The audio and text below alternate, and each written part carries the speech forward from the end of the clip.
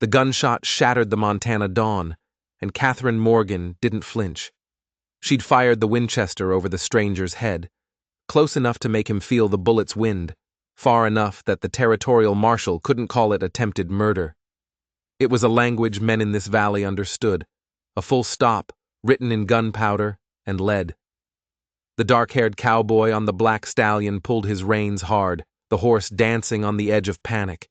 His jaw was tight, his eyes burning with a mixture of fury and— was that respect?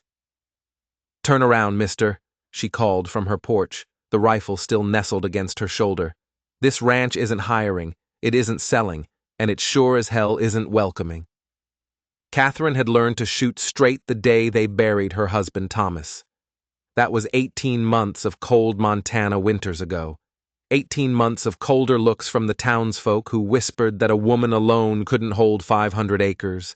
Not against the elements, not against the rustlers, and definitely not against simple, grinding bad luck. She'd proven them wrong about the shooting. The rest remained to be seen. The stranger didn't turn around. That was the first surprise. Instead, he dismounted, slow and deliberate, keeping his hands where she could see them. His voice cut across the dusty yard, sharp as broken glass. It was the voice of a man not used to being told what to do. "Mrs. Morgan, I presume. I'm Garrett Wolfe. I own the Triple W, 10 miles north." She knew the name. Thomas had mentioned him once. Mean as a snake and twice as dangerous. A man who'd lost his wife and buried his heart right alongside her. "We need to talk about your cattle," Wolfe said. "My cattle aren't your concern." "They are," he shot back, his voice dropping, "when they're dying in your north pasture and spreading blackleg to every herd in the valley." He took a step forward. Her finger tightened on the trigger. He stopped dead. "I've lost 6 head this week," he said, his voice a low growl. "Ben Crowley lost 4. Doc Patterson rode out yesterday and confirmed it. This started on your land, so either you deal with it or the Stockmen's Association will. And trust me, you don't want them dealing with it." The words hit her like a physical blow, but she'd die before she let him see it. The north pasture, the one place she'd been avoiding. The land was treacherous there, cut through with ravines and thick with brush. It was the land Thomas had dreamed of expanding onto before the pneumonia took him, leaving only his ghost and a mountain of debt. She'd kept her herd close, where she could manage them alone. But if a disease was spreading, if he was telling the truth, it meant she'd failed. It meant the whispers in town were right. "I'll handle it," she said, the words tasting like ash. She lowered the rifle just an inch. "Now get off my property." Garrett Wolfe studied her. His gray eyes were like chips of winter ice, taking in the rifle, the worn dress, the stubborn set of her shoulders. A long, faded scar ran from his left temple to his jaw, a roadmap of some past violence. "I'll be back tomorrow," he said, his tone leaving no room for argument. "At dawn, with men and medical supplies. You can shoot at me again if it makes you feel better. But those cattle need to be treated or put down. Your pride isn't worth a valley-wide epidemic." He swung back into the saddle with a fluid grace that was almost elegant. This time, she let him leave. She watched until the black stallion was just a speck on the horizon. The rifle suddenly felt impossibly heavy in her hands. She was running out of money, running out of time, and now, it seemed, she was running out of cattle. The isolation of the last 18 months pressed in, heavier and colder than any winter snow. She was standing on a cliff, and the ground was crumbling under her feet. He returned at dawn, just as he'd promised, a shadow emerging from the morning mist, flanked by 4 grim-faced ranch hands and a buckboard loaded with supplies. Catherine met them at the property line, mounted on her own bay mare. Her Winchester was in its saddle scabbard, but it was within easy reach. It always was. "I said I'd handle it," she told him, her voice tight with a pride she couldn't afford. "And I'm here to help you handle it," Garrett replied, his tone as flat and unyielding as the mountains behind him. "Unless you've got 4 extra hands hiding in that barn and a veterinary degree I don't know about." She didn't. All she had was a desperate need to prove she didn't need anyone, especially not him. But the thought of losing the ranch, Thomas's ranch, was a terror that outweighed everything else. It was more terrifying than accepting help from a man who looked at her like she was a math problem he was tired of solving. "Fine," she clipped out. "My ranch, my rules, we do this my way." A flicker of something, amusement maybe, crossed his face before it was gone. "Yes, ma'am." They rode to the north pasture in a silence that crackled with tension. She expected him to take charge, to bark orders and push her aside. Instead, he watched her. He asked questions: herd size, breeding stock, grazing rotation. He listened to her answers, his gaze intense, unreadable. It was unnerving. Men like him didn't listen to women, they tolerated them. Then they found the first one, a steer, bloated and still, lying in a shallow ravine. The smell hit her first, the sweet, rotten stench of death. Catherine had to turn away, not from the sight, but from the sudden, sharp calculation of loss. That was $300 rotting in the Montana sun. $300 she desperately needed. "How many more?" she asked, her voice barely a whisper. "We'll know by sundown." Garrett swung down from his horse, his movements economical and precise. He examined the carcass with a professional detachment that chilled her. "Blackleg, like the doc said. We'll need to burn it and lime the ground. Any animal showing symptoms gets isolated. Stumbling gait, fever, swelling. If we're lucky, we might save half. And if we're not lucky..." He looked up at her, and for the first time, she saw something other than irritation in his eyes. It was a flicker of understanding, a shared recognition of the brutality of this life. "Then you make the hard choices," he said, "same as the rest of us." But as he stood up, he paused. He knelt back down, running a gloved hand along the animal's hide. He frowned, his eyes narrowing. "What is it?" she asked. "Nothing," he said, too quickly. "Just, the swelling isn't as pronounced as I'd expect. Let's keep moving." She didn't believe him. Something was wrong. Something beyond the disease. She could feel it, a cold knot tightening in her gut. He knew something he wasn't telling her. By late afternoon, they'd found 11 more, some dead, some staggering, their eyes glazed with fever. With each one, Catherine felt a piece of her future crumbling away. Garrett's men worked with a quiet, grim efficiency, roping the sick animals and herding them into a makeshift quarantine pen. As the sun began to bleed across the mountains, painting the sky in shades of amber and blood, they stopped for water. Garrett handed her a canteen. "You know your way around a ranch," he said. It wasn't a compliment. It was a statement of fact, delivered with a hint of surprise. "Thomas taught me," she said, the name feeling strange on her tongue after so long. "He said a ranch wife should know every part of the business. Never know when you might have to run it yourself," he'd say. She took a long drink. He was right. He was also a fool to leave you out here alone. The words came out sharp, cutting. He didn't have a choice. Pneumonia doesn't ask for permission. "No," Garrett agreed, his tone softening almost imperceptibly. "It doesn't." He took the canteen back, his fingers brushing against hers, a small, unexpected spark of warmth in the cold dread of the day. They stood in the fading light, two strangers bound by loss and land, the silence stretching between them. Then one of the ranch hands called out, and the moment shattered. But as she turned to mount her horse, she caught Garrett watching her. The expression on his face wasn't irritation or pity, it was calculation. He was piecing something together, and she was a part of the puzzle. She told herself it didn't matter. She didn't need his approval, and she certainly didn't trust his curiosity.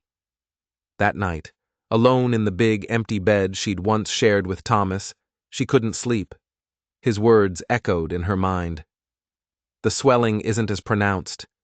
and the way he'd looked at the dead steer, not with a rancher's weary acceptance, but with a hunter's sharp focus. He was hiding something. She dressed quietly, pulling on her boots and grabbing her rifle. The moon was a sliver of bone in the ink-black sky as she rode back to the north pasture. She needed to see for herself, without his watchful, knowing eyes on her.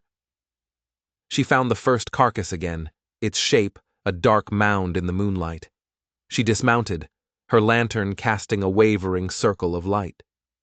She walked the perimeter of the ravine, her eyes scanning the ground, and then she saw it. Footprints. Not hers. Not Garrett's. They were made by a different set of boots, smaller and with a distinctive worn patch on the heel. The prints led from the ravine down to the creek that watered her north pasture. Her heart began to hammer against her ribs. She followed the tracks, her lantern held low.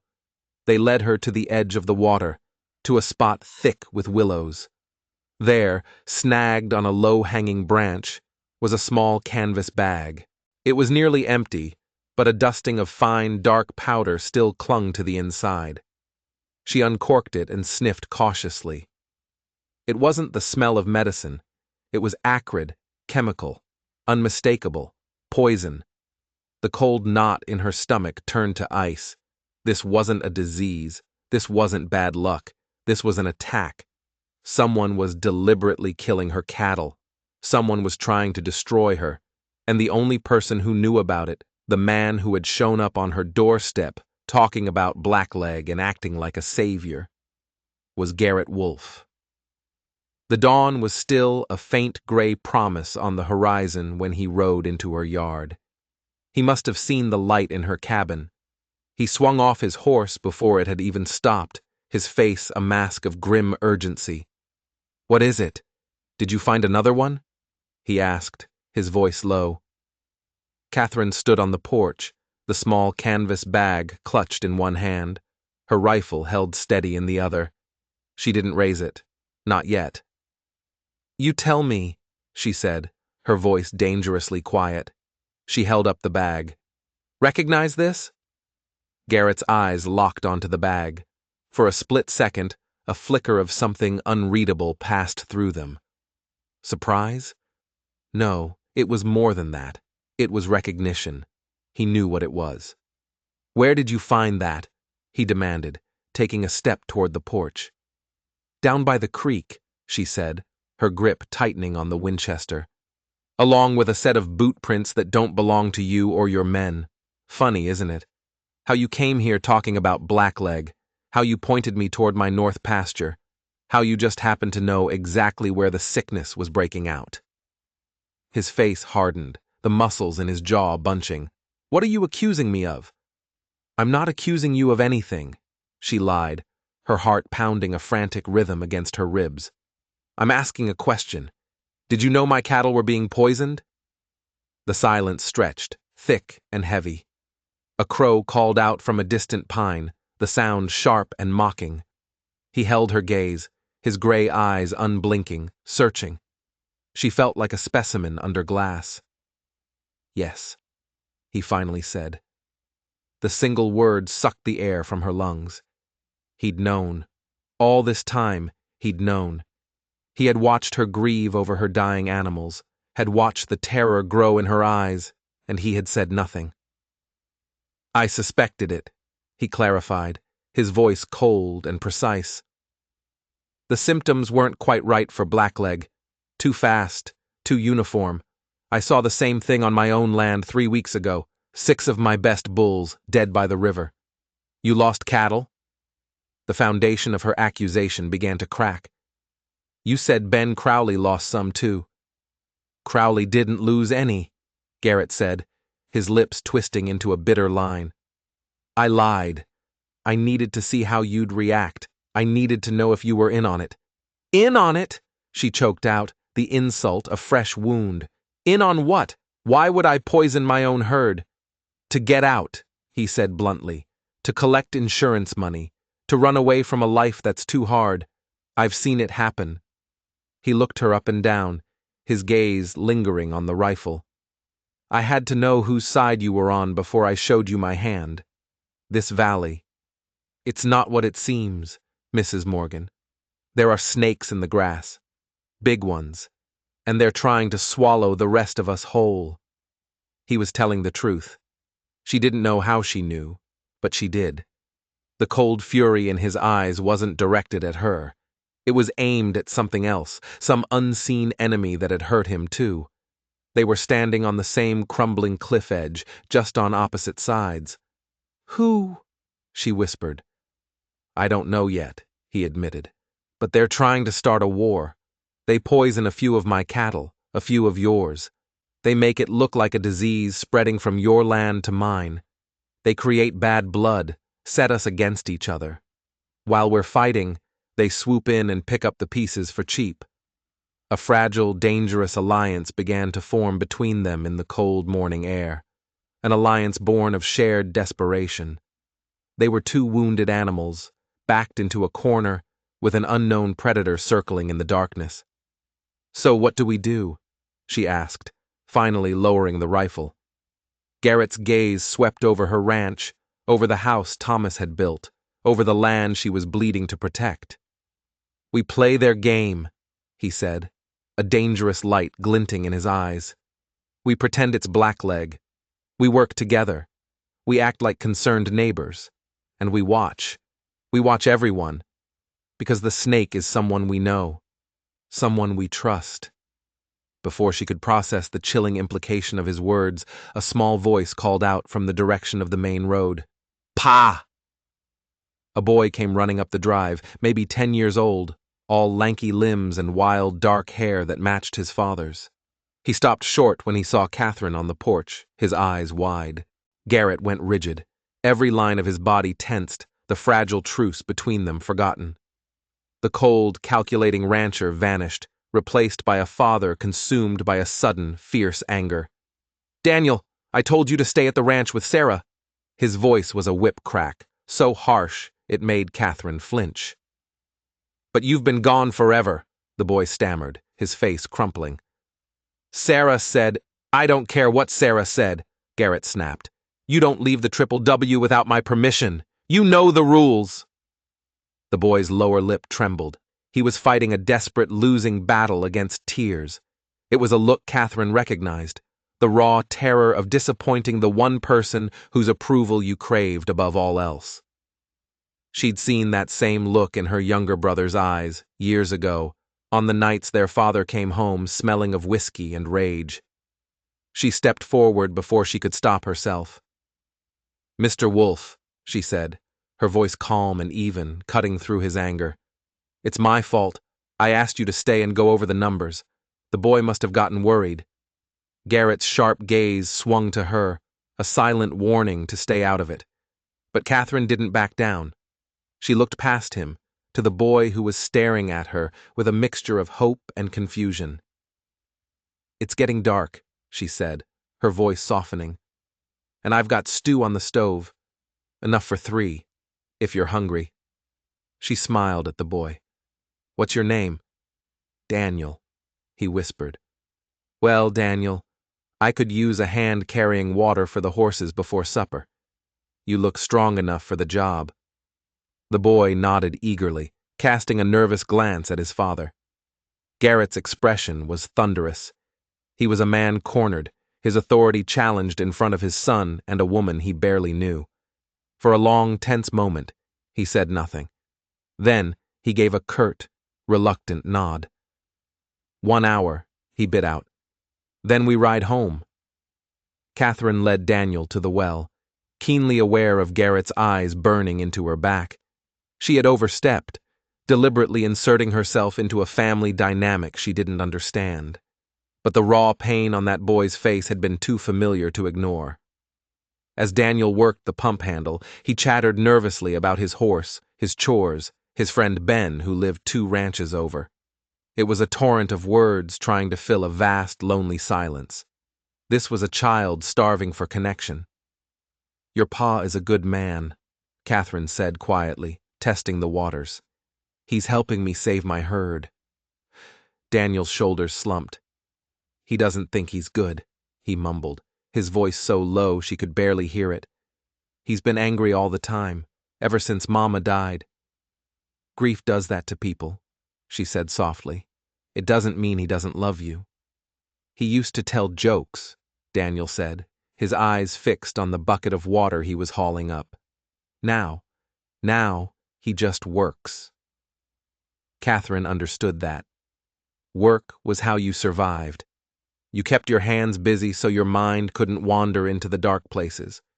You kept moving because if you ever stopped, the grief would pull you under and you'd never get up again. Over bowls of venison stew, the atmosphere in the small cabin thawed, inch by painful inch. Daniel ate with the fierce appetite of a growing boy, his earlier fear replaced by a shy curiosity. Even Garrett seemed to relax, though he remained watchful, a coiled spring of a man. Catherine found herself telling stories about the ranch, about Thomas, about the time a mountain lion had tried to steal her chickens and she'd chased it off with a cast-iron skillet and a string of curses that would have made a mule skinner blush. Daniel laughed, a bright, genuine sound that seemed to chase the shadows from the corners of the room. And for a fleeting moment, as Garrett looked at his son, his stern expression softened into something that looked almost like tenderness. The mask had slipped. Beneath the hard, bitter rancher was a father who loved his son, but had forgotten how to show it. When they finally left, Daniel riding behind his father, the boy called back over his shoulder. "Can we come again, Mrs. Morgan? Please?" Catherine just waved from the porch, a lump forming in her throat. As they disappeared into the twilight, the silence of the house rushed back in, deeper and more profound than before. She had grown accustomed to the solitude, had even mistaken it for strength, but tonight it felt like what it was: loneliness. She went inside and washed the dishes, her mind racing. Garrett's anger at his son hadn't been simple grief. It was fear, a desperate, suffocating fear for his safety. He knew the predator circling their valley wasn't just after land and cattle. It was a threat to his son, the only thing he had left to lose. And then another thought, colder and sharper, cut through the warmth of the evening. Garrett had lied to her about Ben Crowley. He said he did it to test her. But what if that was a lie, too? A man who could lie so easily to a desperate woman. What other lies was he telling? Ben Crowley, the neighbor who had supposedly lost 4 head to blackleg. The lie Garrett had told her to gain her trust. She needed to know why. The next morning, she told Garrett she was going into town for supplies. It was a lie of her own. She rode hard, not toward town, but west, toward the Crowley Ranch. The place was nestled in a green, prosperous-looking valley, a stark contrast to her own hardscrabble land. And his cattle, they were thriving. Fat, healthy animals grazed peacefully in lush pastures. There was no sign of sickness here, no quarantine pens, no burn pits, just the picture of a successful operation. She found Ben Crowley near his barn, a big, florid man with shrewd, calculating eyes. When she mentioned blackleg, he laughed. "Blackleg? Haven't seen a case in years, ma'am," he said, wiping his hands on an oily rag. "Garrett Wolfe been filling your head with stories?" "He said you'd lost 4 head, Catherine said, her stomach twisting into a knot. Crowley's smile vanished. "Wolfe says a lot of things, most of 'em ain't true." He took a step closer, his voice dropping. "Let me give you some friendly advice, Mrs. Morgan. You stay clear of that man. He's a predator, a wolf by name and a wolf by nature. He's been trying to expand his land ever since his wife died." He leaned in, his breath sour with chewing tobacco. "Funny thing about that. His wife, Eleanor, she was my cousin. Her family, the Pendletons, they owned half this valley. When she died in childbirth, that land was supposed to come back to us. But Garrett locked it all down. Used some fancy lawyer to twist her will. We think he drove her to an early grave with his temper. Now he tries to scare his neighbors, squeeze 'em out, buy their land for pennies on the dollar. He's not your friend. He's the snake in the grass. The world tilted on its axis. Every word Crowley said slotted into place with a sickening click. Garrett's lies, his knowledge of the poison, his offer to help. It was all a monstrous, calculated deception. He wasn't trying to save her. He was the one trying to destroy her. He was poisoning her cattle to force her to sell. She rode back to her ranch in a daze of fury and betrayal.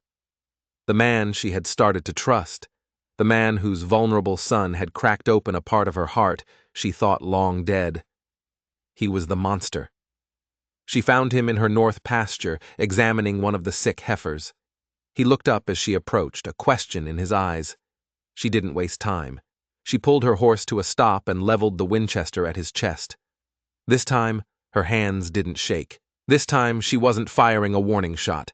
"You lied to me," she said, her voice shaking with rage. "Ben Crowley's herd is fine. You're the one poisoning my cattle. You're trying to scare me into selling."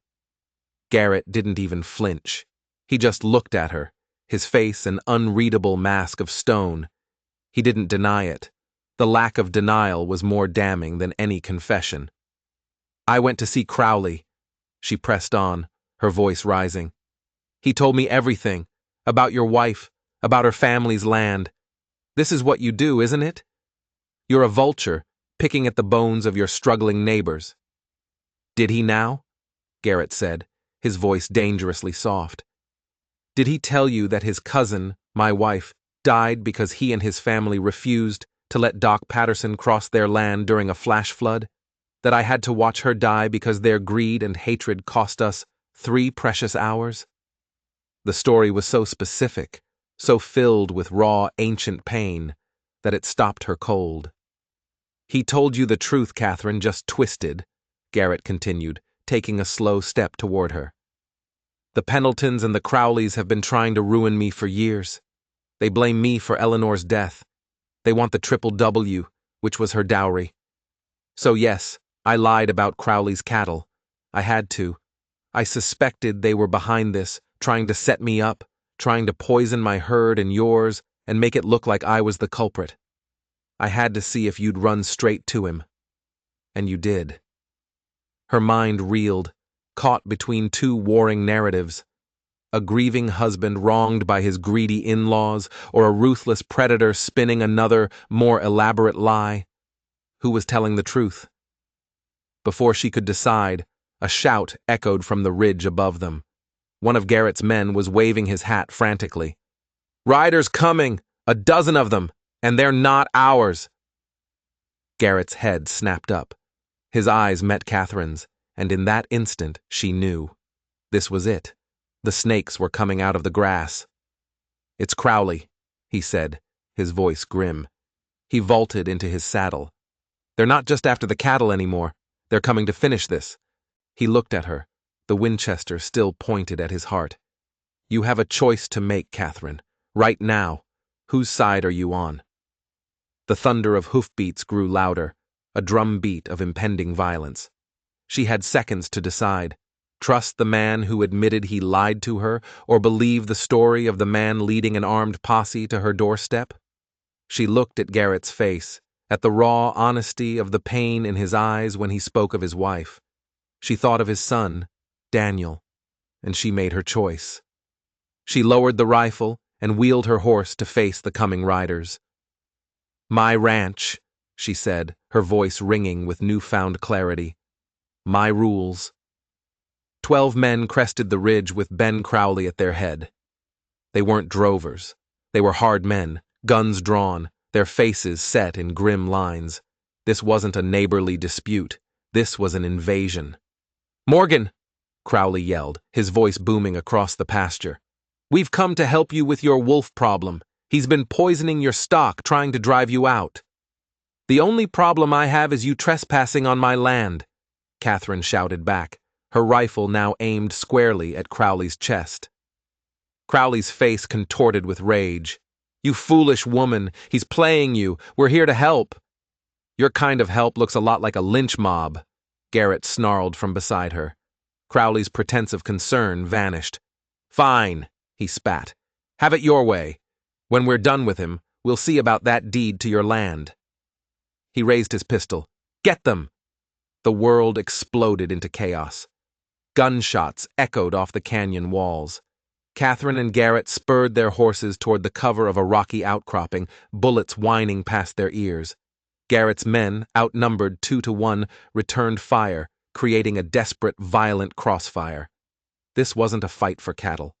It was a fight for their lives.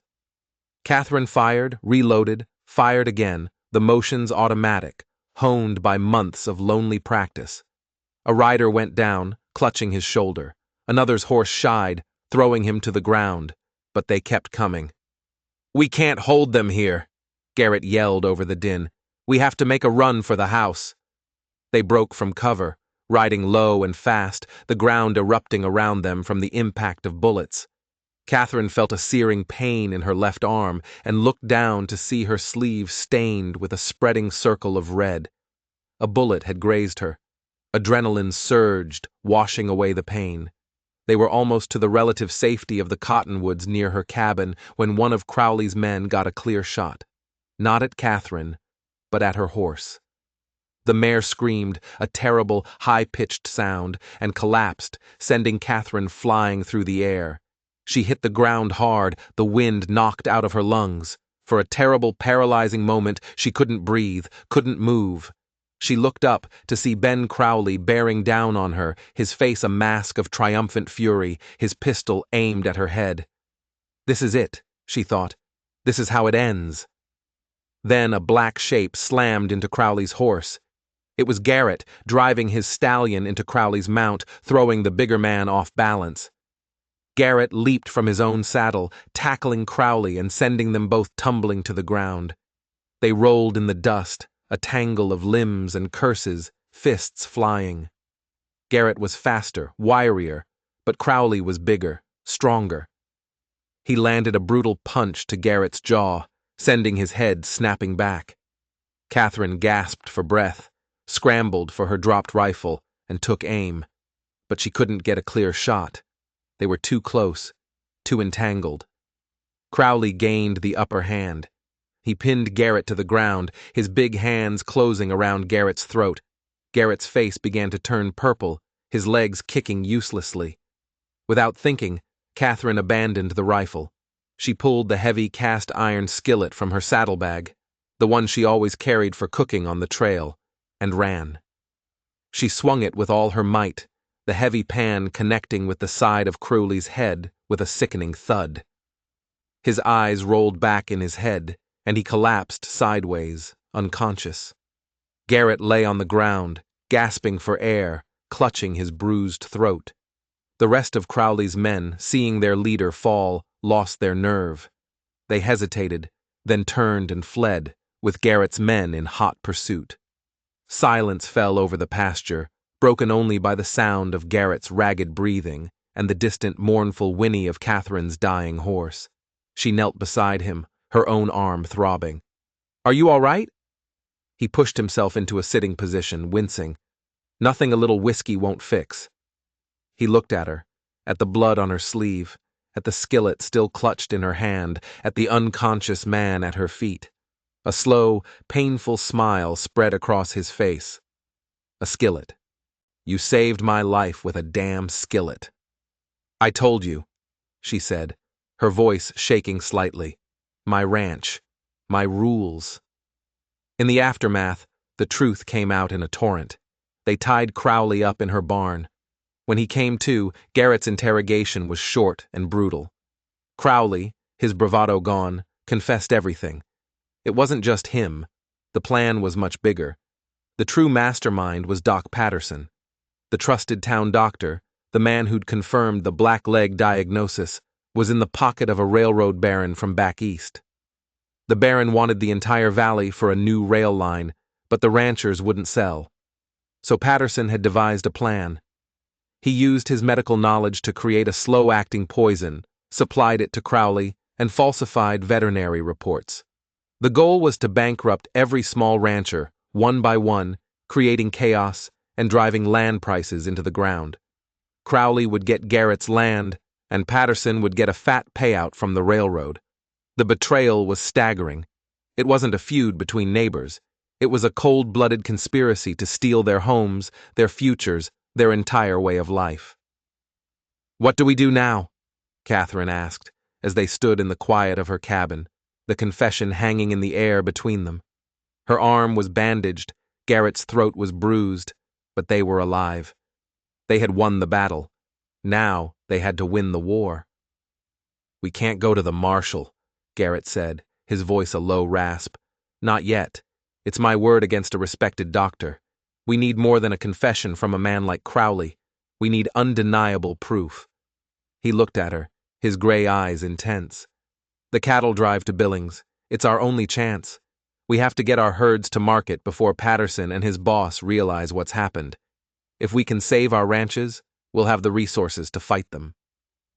It was a massive gamble, a 12-day journey through open country, with enemies who now knew they were exposed and would be more desperate than ever.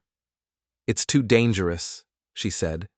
"Being here is more dangerous," he countered. "They'll be back, and they won't stop until we're dead or gone." He took her hand, his fingers wrapping around hers.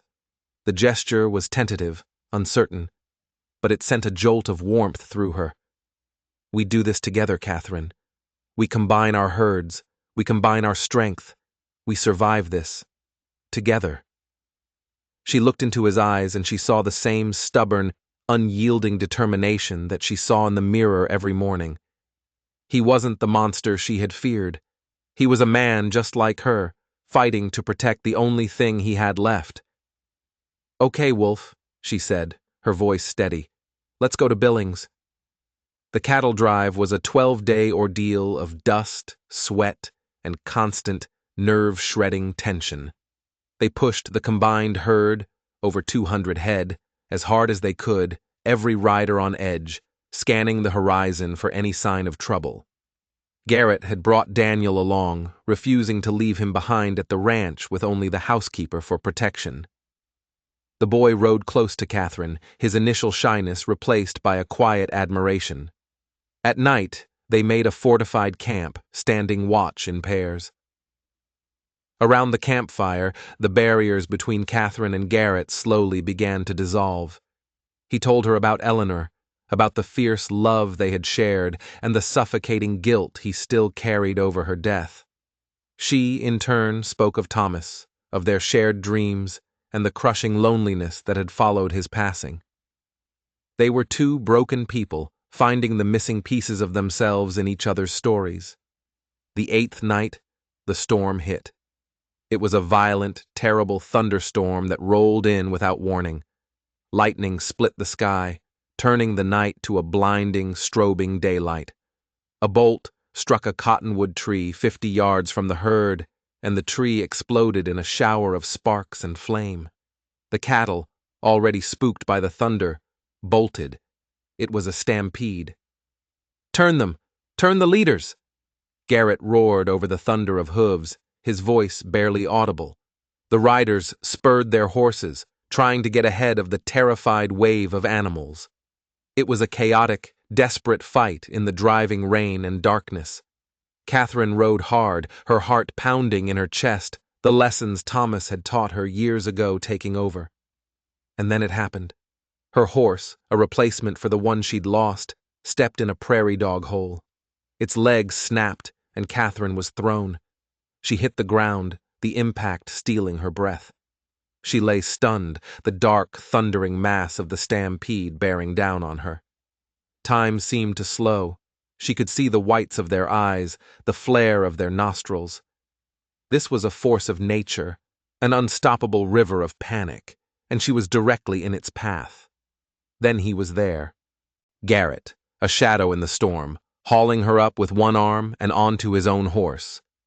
He pulled her tight against him, his arm like a band of iron around her waist, and wheeled his stallion away just as the lead steers thundered past the spot where she had lain. He rode them to the safety of the chuck wagon, his face pale and grim in the flickering firelight. He set her down, his hands surprisingly gentle as he checked her for injuries. "Are you hurt?" he demanded, his voice ragged with an emotion she couldn't name. "Catherine, answer me," Are you hurt? I'm fine, she managed, though her body ached from the fall. To hell with fine! He exploded, the control he always maintained finally shattering. He turned away from her, his shoulders rigid, his hands clenched into fists. You could have died. You could have... I can't do this again. The words hung in the air, raw and exposed. Do what again? She asked softly, pushing herself to her feet. He spun back to face her, and the raw agony in his eyes stole her breath. This, watching someone I care about slip away from me while I'm helpless to stop it. He was breathing hard, the rain plastering his hair to his forehead. I held my wife's hand while she died, Catherine. I listened to her last breath, and there wasn't a damn thing I could do to save her. I swore to myself I would never feel that again. Never be that weak, that vulnerable. He stepped closer, his voice dropping to a tormented whisper. And then you show up, with your stubborn pride and your dead husband's rifle and your refusal to break, and you make me feel... Feel what, Garrett? She whispered, her heart aching for him. Everything, he breathed. You make me feel everything I've spent the last 3 years trying to bury. The rain fell around them, a silver curtain enclosing them in their own small world. She reached up and touched his face, her fingers tracing the scar along his jaw. I'm scared too, she confessed. I wake up every morning terrified I'm going to lose it all. I told myself I didn't need anyone, but the truth is, I'm tired of being alone. He caught her hand, pressing it against his cheek. His skin was rough, but his touch was tender. I'm not a good man, Catherine. I'm bitter, and I've failed at everything that ever mattered. You're a good father to a boy who adores you, she said fiercely. You saved my ranch. Tonight you saved my life. I don't know what you were before, but the man I see now, he's a good man. For a long moment, they stood there in the rain, 2 survivors finding a lifeline in the storm. Then he pulled her to him, his mouth finding hers in a kiss that was desperate and hungry and filled with all the words they couldn't say. It tasted of rain and second chances. It was terrifying and exhilarating and felt more right than anything she had ever known. When they finally pulled apart, the storm had passed. The clouds were breaking, revealing a sky washed clean and bright with stars. Marry me, Garrett said. It wasn't a question. It was a plea. I know it's fast. I know it's crazy. But I'm too old for courtship and too damaged for games. I want you in my life. I want you in Daniel's life. I want to build something with you. Something real. Catherine looked up at him, at this impossible, difficult, broken, and beautiful man. A smile bloomed on her face, feeling as bright and new as the stars overhead. Yes, she said. Yes, I'll marry you. They sold the cattle in Billings for top dollar. On the way back, flush with cash and a renewed sense of hope, they didn't ride straight for their ranches. They rode for town. They had a promise to keep and a doctor to unmask. They found Doc Patterson at the saloon, sharing a bottle of whiskey with the town sheriff. Garrett had Crowley's signed confession in his pocket. He strode to the bar, Catherine at his side, and slapped the papers down. Patterson, Garrett said, his voice ringing through the suddenly silent saloon. You're under arrest. The doctor's face went pale. He tried to bluff, to laugh it off, but his eyes darted nervously to the sheriff. The sheriff, a lazy, complacent man, looked annoyed. Now, Wolf, what's all this? It's a confession, Catherine said, her voice clear and strong. From Ben Crowley, detailing a conspiracy led by this man to poison our herds and steal our land on behalf of a railroad baron. Patterson lunged for his gun, but Garrett was faster. He drew his Colt, the hammer clicking back with deadly finality. Don't even think it. The sheriff, finally realizing this was more than a rancher's squabble, drew his own weapon. But it wasn't pointed at Garrett. It was pointed at Doc Patterson. Other ranchers in the saloon, men who had been squeezed by strange luck, and Patterson's expensive, useless remedies began to rise from their chairs, their faces hard with dawning comprehension. The doctor's bluff crumbled. His reign of terror was over. They were married by a circuit preacher in a small church that smelled of pine and candle wax. Catherine wore her Sunday dress, and Garrett bought her a simple gold band from the general store.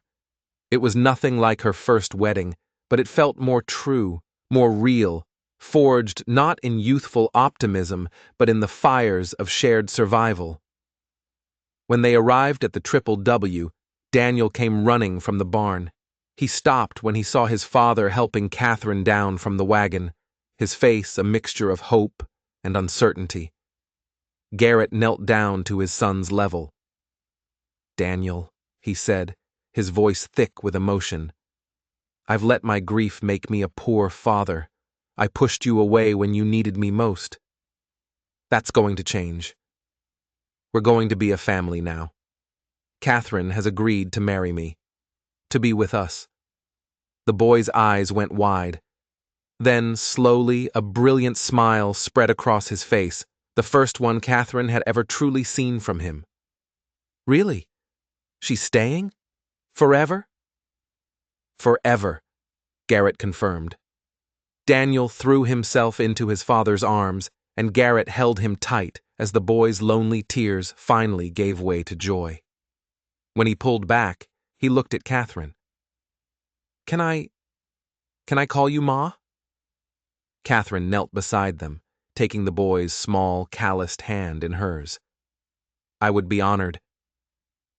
They stood there in the yard of the Triple W, three people broken by loss, piecing themselves back together into something new, something strong, something called a family. The Montana sky blazed with the colors of a new sunset, and Catherine felt a peace she hadn't known in years. This was home, not just the land, but the people. Garrett took her hand, threading his fingers through hers, and led her inside, where Daniel was waiting with a checkerboard and eyes full of hope. Outside, the wind whispered through the pines, carrying the scent of sage and possibility. And in the ranch house where three broken souls had found each other, laughter rang out. It was tentative at first, then stronger, filling every corner with the sound of a family learning to be whole again. Catherine Wolfe looked at her new husband and her new son and knew that the best second chances are the ones you have to fight for. If you enjoyed this story, click the video on your screen now to watch another unforgettable tale where courage and destiny collide in the untamed frontier. Don't forget to subscribe and hit that notification bell so you never miss a new adventure. Your support means the world to us.